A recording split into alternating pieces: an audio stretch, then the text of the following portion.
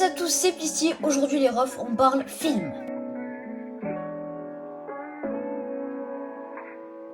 Alors dans cette vidéo, on va parler plus précisément du film Thor Love and Thunder que j'ai vu en avant-première hier soir. Et je vais vous donner mon avis avec et sans spoil, vous inquiétez pas, je vous préviendrai quand je spoilerai. Pour le moment, on passe sur une partie sans spoil.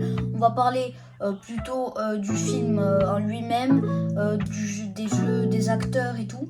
Et après, je parlerai une partie avec spoil où on va parler des scènes post-génériques. Comme d'habitude, n'hésitez pas à vous abonner, à liker. Vous commencez à connaître à force. Mais bon, n'hésitez pas, ça fait plaisir. Et sur ce, go commencer. Alors, on va commencer directement avec l'histoire. Alors, on est sur un Thor qui, au début, pour ceux qui n'ont pas vu Endgame, est plutôt obèse. Voilà, je vais pas vous mentir, mais il s'est remis au sport et il refait sa carrière. Donc là, il est bien, on va pas se plutôt. Et là, il rencontre Jane Foster. Jane Foster, pour ceux qui savent pas, c'était son ex à l'époque. Et du coup, il la re-rencontre et elle a le pouvoir de Thor, elle a le Mjolnir, donc le marteau de Thor. Et tout simplement parce qu'elle est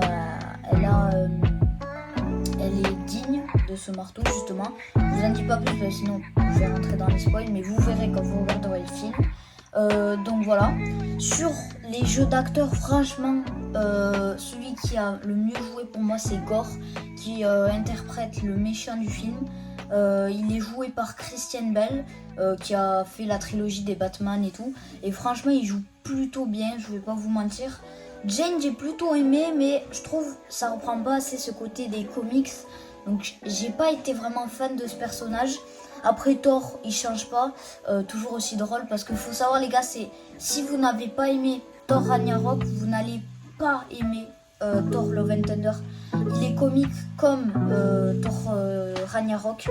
Donc partez du point, si vous n'avez pas aimé Thor Ragnarok, vous n'allez pas aimer Thor Love and Thunder. Maintenant les gars, on va partir sur une partie spoil. Donc tous les gens qui n'ont pas vu la vidéo, vous pouvez partir, lâchez un petit like et revenez quand vous aurez vu le film. Ok, c'est bon, vous êtes partis. Donc là les gars, on va parler des scènes post-génériques avec cette première scène post-générique où on peut voir Zeus qui parle à quelqu'un. Et ce quelqu'un, c'est Hercule, donc de la mythologie, vous connaissez sûrement. Et Hercule, pour ceux qui ne savent pas dans les comics, je crois que c'est plutôt du côté méchant qui va essayer justement dans les futurs films, je pense, de tuer Thor. On verra ça dans peut-être Thor 5 ou prochain Avengers. Donc j'espère qu'il va réapparaître ce personnage parce qu'il a l'air plutôt cool. Et on va continuer avec cette deuxième scène post-générique où on peut voir tout simplement Jane qui, quand elle meurt à la fin du film, elle va au Valhalla. Au Valhalla, c'est un peu le paradis des dieux. Et donc, qui on aperçoit au Valhalla? On aperçoit, je connais plus son nom, c'est super.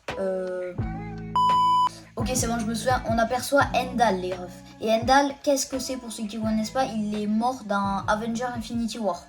Et il est mort par Thanos. Donc, on le voit, ça fait plutôt plaisir en vrai de le voir sur ce film.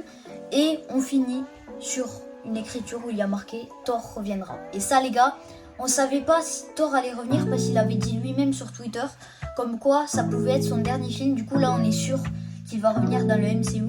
Et ça fait plaisir. Aussi les gars, dernier point, mais je voulais dire, j'étais un peu déçue de Gore au début parce que ils ont pas interprété comme dans les comics, parce que normalement dans les comics, pour ceux qui savent pas, comme il a le pouvoir de la lame, il rencontre le symbiote.